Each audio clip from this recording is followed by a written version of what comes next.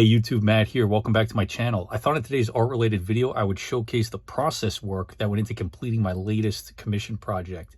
I was hired by my client to create a custom novel cover for the book they finished writing. And that book's actually being published by a publisher called Ukiyo-To Publishing in my hometown, Toronto. So that's pretty cool.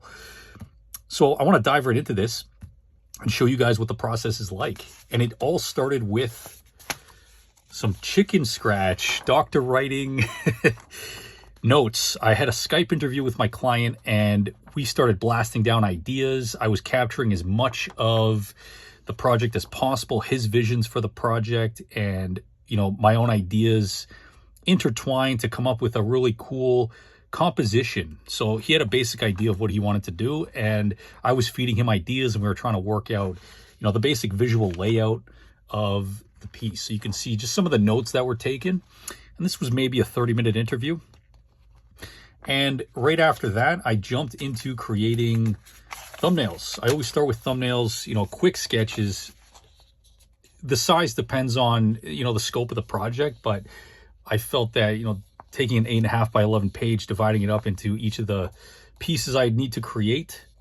So with these novel cover pieces, these commissions are usually a 4-piece project: front cover, back cover, the spine. And what I'll do is I'll take the title that I design and I'll crop it and use it as the title page. The company, if they choose to, the publisher can use this custom-made title as the title that can go onto the interior title page. So it's a 4-piece project and it's quite a bit of work, but I'm going to take you guys through it and show you what the process truly entails. So again, this basic thumbnail sketch, just to lay out an idea, considering the parameters that were set with the notes during the interview. He'd given me the block of text for the back cover, so I was just playing with spacing, adding some elements to relate back to the cover to make it more interesting. This is where the creative process really comes out during this thumbnail sketching phase. And you can see with the spine, it was just very basic text placement, just trying to get things ordered nicely and organized before diving in and just pouring the creativity into it. So this went over decently well.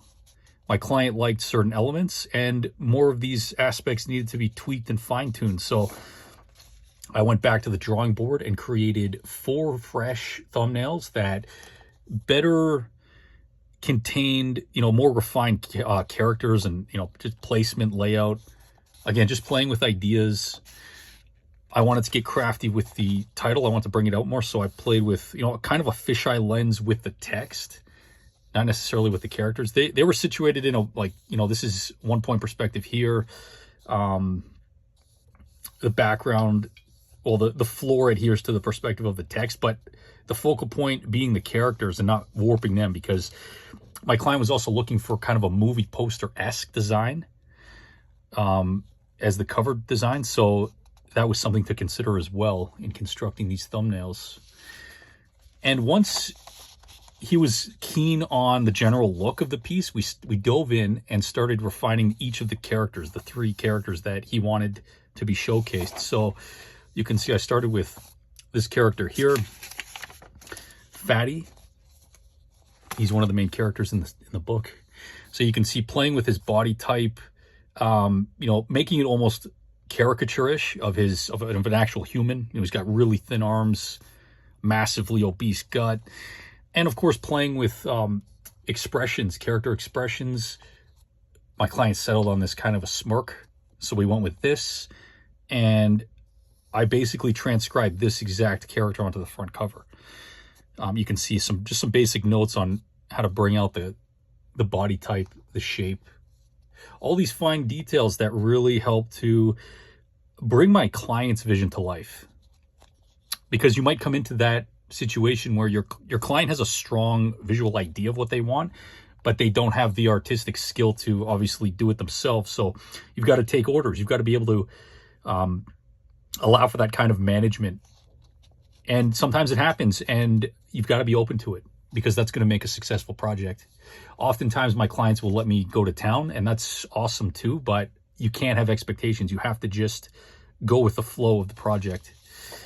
And then, of course, this character here, Joe, my client wanted to see his fists in the air, and capturing the face.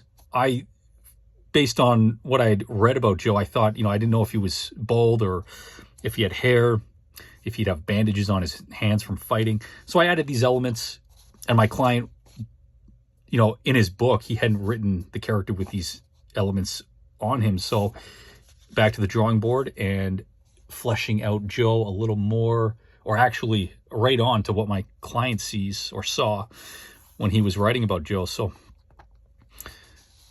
and we were considering, a single fist, because in the cover, as you'll see, Fatty's head takes up this space. But, it's a constant playing with ideas and just making it work as it's meant to. And the other character here, Hank, security guard with a very grotesque looking face. He's got acne. He's got this growth all over his nose from his alcoholism. And, you can even see like the whiff of fumes and flies, just to really, bring out that caricature of a really grotesque and nasty human being. And he's got his hand gripping the baton here. So it took a few tries to get Hank. Hank was probably the most challenging character to finalize before attacking the actual cover in its final form. But a couple of tries brought him out a little bit closer. My client really wanted a kind of Cro-Magnon style brow for him. So I used this as a basic template for the final piece, and then I just kept pushing it further. And I even made adjustments after I'd scanned it in, just to, really capture what was required. And then before jumping on the actual piece on full-size Bristol, I did a few more thumbnails. I did 3 more thumbnails here. And these are basically as close to what I did in the final version, just to, get my clients okay, because he'd see. And this is actually drawn to the size of the book. So I scaled these dimensions up. And I was able to get away with a comic-size Bristol sheet to do it on, which I love using that really thick Bristol paper, because I can ink nicely on it. I can make adjustments when necessary. So you can see he wanted to see Hank's face larger, so I was playing with a larger head, placement of the head, placement of the text. Another thing to note too is the text. If you recall on one of the earlier versions of the thumbnail, the author's name was right underneath the title. But a good note to remember when you're writing text on any kind of piece of art, the viewer's eye is going to see the text first. So you can use that to your advantage in bringing the viewer's eye from the title down to the author's name. And they're going to be taken through the entire piece of art. Something really important to think about with composition. If I had all the text up here, the viewer might read the text and pay less attention to the overall illustration. But again, strategically breaking it apart, having text down here, allows for a little more balanced focus across the page from your average viewer. And then yes, so I did go with the curved font just to kind of help frame Fatty in the center here. But this one was kind of cool. And excuse me, what I did before, my absolute final piece was, and during this thumbnail process, which I'm going to show you right now, I did draw a preliminary full-size illustration. So you can see we started with this cover. Now this cover, it's good, it's interesting, but it's not as good as it could be. It's not as bold and exciting as it should have been, and which it ended up being, because I went back to the drawing board and really brought this further to life. Now my client liked this, but like I was saying, breaking up the text, curving the text in almost a circular shape to help frame the characters. And yeah, I mean, the characters are cool, but they don't fit the parameter. And I did these before we really focused on each one. So Fatty's not quite as obese. Hank is a little bit more generic looking. He's not, completely grotesque. And Joe's looking a little bit on the chubbier side there, and he's obviously leaner, as that final illustration portrays. So, but this was good practice. This was fun to do. I was hoping to capture the cover in, one shot, but that doesn't always happen. And again, you've got to go with what your client is expecting, what they want. So back to the drawing board, and I decided I'm going to show you guys the final inked piece after I show you what went on with the back cover here. So these X's just mark where I was going to fully black out the space with ink, And, you know, I scanned this in digitally and colorized it using GIMP. It's a program very similar to Photoshop. I'm comfortable with GIMP. GIMP is great if you're making poster art or even book covers. You don't get as rich a color variety as Photoshop, but it's still completely viable a program to use. So I drew this mop bucket and mop, and I inked them in and then scanned it and colored it. And that constituted the back cover. And of course the spine. Now you can see I inked the spine. I did a lot of cleanup digitally.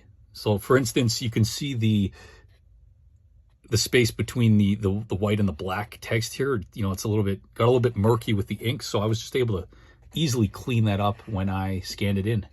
And of course I colored this, and back cover and spine were complete. And then I jumped into the final illustration. So this is the front cover.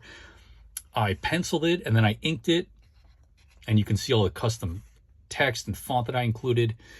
And the cover. Now, one thing you must be careful with when you are creating a cover for anybody, not only do you have to get the dimensions of the cover accurate, especially if you scale up to create the final piece, but you need to be aware of margin spacing for text and font.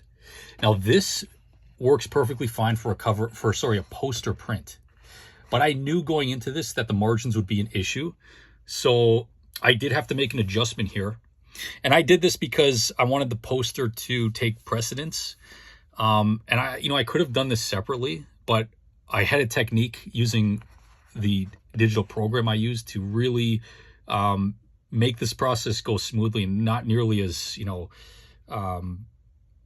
as much of a burden as you might think. You know, cropping this text out, shrinking it, adjusting its location, it wasn't so bad.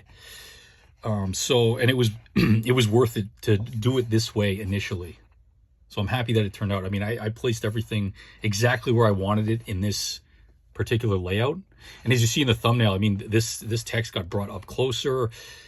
This title got shrunk and was moved down slightly. But this original piece of art is what I was aiming for. And, even here, I wasn't too keen on the way I'd drawn Hank's nose. I didn't think it was as bulbous and nasty looking as it could have and should have been. So I actually cleaned it up a little bit, adjusted it on the computer before I painted it. So, I mean, these are slight adjustments you can do, and just to make it look that much further, just to bring it out that much further. So that is the process of a custom novel cover commission. And this is what I do when I am doing covers for clients. I've done quite a few covers before, and I'm definitely going to share with you guys more client work. This one particularly, I saved all of my rough sketches. And this was a lot more involved because my client had a very specific image of what he wanted to see for each of the characters.